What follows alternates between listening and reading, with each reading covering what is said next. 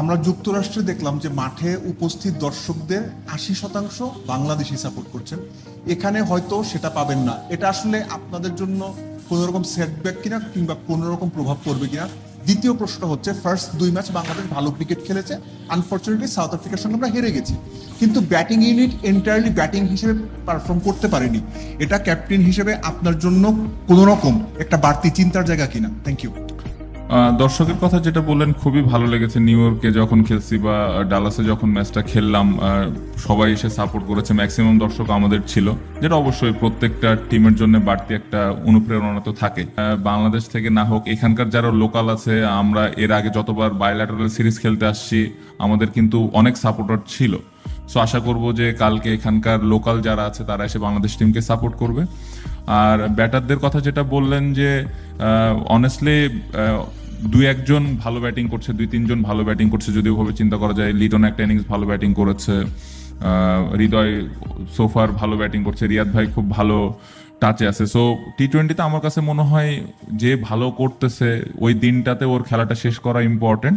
এবং আমি আশা করব যে, আমি কখনো আশা করি না যে 7 জন ব্যাটসম্যানই ভালো খেলবে। আমি চাই যে ব্যাটসম্যানটা সেট হচ্ছে, সেটা টপ অর্ডারে হইতে পারে, মিডল অর্ডারে হইতে পারে, ও যেন খেলাটা শেষ করে আসে। সো অবশ্যই ওপর থেকে ভালো হলে ভালো, বাট আমি চাই যে যে ব্যাটসম্যানটা সেট হচ্ছে ও যেন খেলাটা শেষ করে। ক্যাপ্টেন, আমার প্রশ্ন ছিল যে আপনারা তো একাদশ কি চেঞ্জ আসবে এটা তো বলবেন না ডেফিনেটলি, কালকে ম্যাচের আগে হয়তো আমরা জানবো, বাট এই উইকেট দেখে কি মনে হচ্ছে একটু বেটার কিনা? ইউএসএ তে যে উইকেটগুলোতে খেলা হয়েছে এই উইকেটটা দেখে কি মনে হচ্ছে, এটা 1 নম্বর প্রশ্ন। আর 2 নম্বর, সাকিব আল হাসান ফর্মে নেই। আমরা যদি বলি এই দুটো ম্যাচ যেটা খেলেছি আমরা ওয়ার্ল্ড কাপে, তার কাছ থেকে যেটা টিম চায়, আমরা চাই বা সমর্থকরা চায়, সেটা তিনি ডেলিভার করতে পারেননি। এটা আপনাদের জন্য কতটা কনসার্নের অ্যাজ এ ক্যাপ্টেন? কন্ডিশন তো আমরা ওইখানে নিউ ইয়র্কে বা ডালাসে যেরকম ছিল তার থেকে বেটার মনে হয়েছে আজকে প্র্যাকটিসে। আমরা যতটুকু প্র্যাকটিস করেছি, চ্যালেঞ্জ আছে কারণ বাতাস আছে অনেক।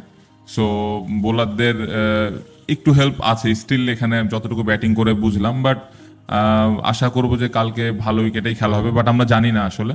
সো যেরকমই উইকেট থাকবে ওটা অ্যাডজাস্ট করে আমরা ওইভাবে খেলার চেষ্টা করব।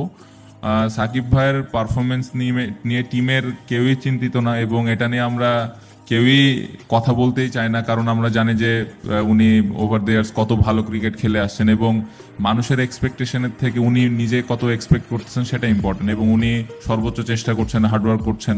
সো আমার মনে হয় যে আমি বলবো না যে সে কাম ব্যাক করবে, সে ভালো অবস্থাতেই আছে, এবং আমি আশা করবো কালকে আরো ভালোভাবে ডেলিভার করবেন। ক্যাপ্টেন, মানে সাকিবের কথা বলছি না, আসলে বাস্তবতা হচ্ছে সাকিব কোনোভাবে কোনো একটা সমস্যা হচ্ছে। সেটা কি চোখের সমস্যাটা এখনো আছে বা এই জাতীয়, নাকি ওইটা ঠিকঠাক আছে? না, চোখের সমস্যা আমার কাছে মনে হয় না, সব ঠিকঠাকই আছে। এবং প্র্যাকটিসে ব্যাটিং বলেন বা বোলিং বলেন সব কিছুতেই কমফোর্টেবল আছে। জাস্ট 1-2টা ইনিংস এই ফরম্যাটে 1-2টা ইনিংস খারাপ হতেই পারে। সো এটা নিয়ে আসলে বাড়তি কোনো চাপ অ্যাজ এ ক্যাপ্টেন হিসেবে আমি ফিল করছি না, এবং আমি এটাও জানি যে সে নিজেও ওরকম চাপ ফিল করছে না, কারণ অনেক এক্সপিরিয়েন্স এবং খুব ভালোভাবে কাম ব্যাক করবে আমার কাছে সেটা মনে হয়। সেকেন্ড প্রশ্ন ছিল যে আপনারা দক্ষিণ আফ্রিকার খুব কাছে যে জিততে পারেননি, এই ম্যাচটা নেদারল্যান্ডসের বিপক্ষে আপনাদের এক প্রকার জিততে হবে, এরপর অনেক সমীকরণ থাকবে, মানে সেই জায়গায় কি ভাবছেন সুপার 8 নিয়ে এই জায়গাটা? না, আমাদের ভালো সুযোগ আছে, বাট ভালো ক্রিকেট খেলতে হবে। অবশ্যই আমরা জেতার জন্য খেলবো। আশা করছি যে খুব ভালো একটা ম্যাচই হবে, এবং প্রত্যেকটা প্লেয়ার চিন্তা ভাবনার দিক দিয়ে খুব ভালো অবস্থায় আছে। সো আশা করবো যে ভালো একটা ম্যাচই হবে। ক্যাপ্টেন, তাওহিদ হৃদয় সাউথ আফ্রিকার বিপক্ষে ম্যাচের পরে প্রেস কনফারেন্সে বলেছিলেন যে তিনি থাকলে হয়তো ম্যাচটা জিতে দিতে পারতেন, এবং এটা নিয়ে অনেক বেশি প্রশংসাও হয়েছে তার ওই কথায়, এবং সেটা সবাই প্রেস করেছে। তো তাওহিদ হৃদয় আসলে দলে মোটিভেটর হিসেবে কাজ করে কিনা, এবং আজকেও দেখছিলাম যে আপনি তাওহিদ হৃদয়, তাসকিন এবং সাকিবের সঙ্গে কথা বলছিলেন, মানে তার দলে আসলে সেটা এটা মোটিভেট করে কিনা তার কথা কিংবা তার পারফরমেন্স? না, খুবই ইম্পর্টেন্ট। আমার মনে হয় যে কথাটা বলেছে অবশ্যই সে রিয়ালাইজ করেছে যে তার খেলাটা হয়তো শেষ করে আসা উচিত ছিল, কারণ ভালো ব্যাটিং করছিল ওই উইকেটে। সেট ব্যাটসম্যানের রোলটা ইম্পর্টেন্ট থাকে। সো রিয়ালাইজ করেছে এটা আমাদের টিমের জন্য খুব ভালো, এবং প্রত্যেকটা প্লেয়ারের জন্য ভালো যে পরবর্তী ম্যাচে সেট হবে, ও হয়তো চেষ্টা করবে তখন খেলাটা শেষ করে আসার। সো প্লেয়াররা যেভাবে চিন্তা করে এটা খুবই ভালো দিক, এবং শুধু হৃদয় না, প্রত্যেকটা প্লেয়ারই এভাবে চিন্তা করছে যে টিমকে কিভাবে জিতাইতে পারে।